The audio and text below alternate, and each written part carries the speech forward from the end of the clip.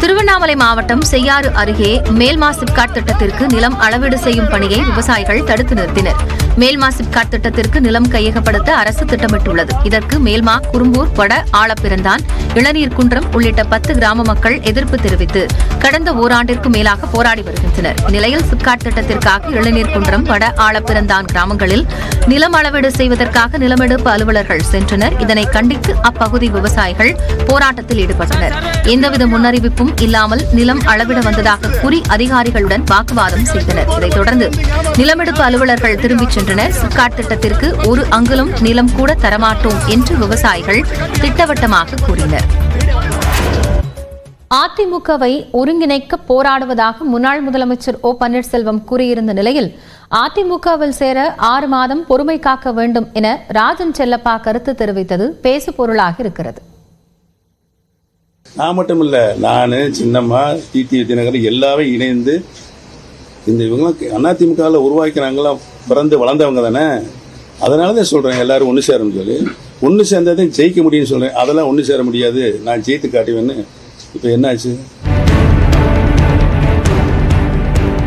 தேனி மாவட்டம் பெரியகுளம் அருகே நடந்த நிகழ்ச்சியில்தான் அதிமுகவை ஒருங்கிணைக்க தொடர்ந்து போராடுவதாக முன்னாள் முதலமைச்சர் ஓ பன்னீர்செல்வம் குறிப்பிட்டு பேசினார். பிரச்சனைகளை பேசி தீர்த்துக் கொள்ளலாம் என்றும் வேறுபாடுகளை மறந்து அனைவரும் ஒருங்கிணைந்தால்தான் அதிமுகவிற்கு வாழ்வு எனவும் குறிப்பிட்ட ஓ பன்னீர்செல்வம் அதற்காக டிடிவி தினகரன், வி.கே. சசிகலா ஆகியோருடன் தாமும் அதிமுகவை ஒருங்கிணைக்க எந்த நிபந்தனையுமின்றி தயாராக இருப்பதாக தெரிவித்திருந்தார். இந்த நிலையில் முன்னாள் முதலமைச்சர் ஓ பன்னீர்செல்வத்தை அதிமுகவில் சேர்க்க வேண்டும் என்றால் சில நிபந்தனைகளை அவர் பின்பற்ற வேண்டும் என்று திருப்பரங்குன்றம் சட்டமன்ற தொகுதி உறுப்பினர் ராஜன் செல்லப்பா கூறியுள்ளார்.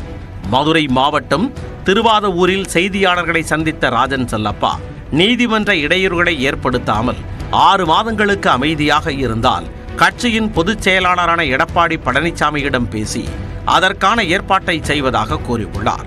அருமையனன் ஓபிஎஸ்ஸாக இருக்கட்டும், வேறு யாராக இருக்கட்டும், இந்த அதிமுக வளர வேண்டும் நினைத்தால் நீங்கள் எல்லாம் வழக்கு மன்றத்துக்கு போகவே கூடாது. அப்போ ஒரு 6 மாதம் பொறுமையாக இருங்க. நான் எங்களை போன்ற சட்டமன்ற உறுப்பினர் அண்ணன் எடப்பாடியாட்ட போய் கேட்குறோம், அண்ணே நல்லா இருக்கண்ணே சேர்த்துக்கோம்னு கேட்குறோம். ராஜன் செல்லப்பா போன்றோர் பொதுவெளியில் கருத்துக்களை கூறி சர்ச்சையை உண்டாக்கினாலும் முன்னாள் முதலமைச்சர் ஓ பன்னீர்செல்வத்தை அதிமுகவில் மீண்டும் இணைப்பது குறித்த அவரது கருத்து வரவேற்கத்தக்கது என பத்திரிகையாளர் துரைக்கருணா கூறியுள்ளார். 2024ஆம் ஆண்டின் தொடக்கத்தில் இருந்தே டிடிவி தினகரன், வி.கே. சசிகலா, ஓ பன்னீர்செல்வம் உள்ளிட்டோர் கட்சியை ஒருங்கிணைக்க விரும்பினாலும் எடப்பாடி பழனிசாமி அதற்கு தடையாக இருப்பதாகவும், கட்சியை ஒருங்கிணைத்தால் மட்டுமே அதிமுகவிற்கு ஆட்சி அதிகாரம் கைகூடும் எனவும் அவர் குறிப்பிட்டுள்ளார். வரவேற்கத்தக்க அறிவிப்பாக தான் நான் பார்க்கிறேன். 6 மாதம் அல்ல, 1 மாத காலத்திற்குள்ளே அமர்ந்து பேசிய அனைவரும் கட்சியை ஒற்றுமைப்படுத்தி வலிமைப்படுத்தி வலுவான கூட்டணியை உருவாக்கினால் மட்டுமே அதிமுகவுக்கு எதிர்காலம் இருக்கிறது என்பதை அவர்கள் உணர வேண்டும். மீண்டும் அதிமுகவில் ஓபிஎஸ் இணைவாரா என எதிர்பார்ப்பு எழுந்துள்ள நிலையில் எடப்பாடி பழனிசாமியால் அதிமுக பின்னோக்கி செல்வதாக ஓ பன்னீர்செல்வத்தின் மகன் ஜெயப்பிரதீப் பேசி வீடியோ வெளியிட்டுள்ளது சர்ச்சையை ஏற்படுத்தியுள்ளது.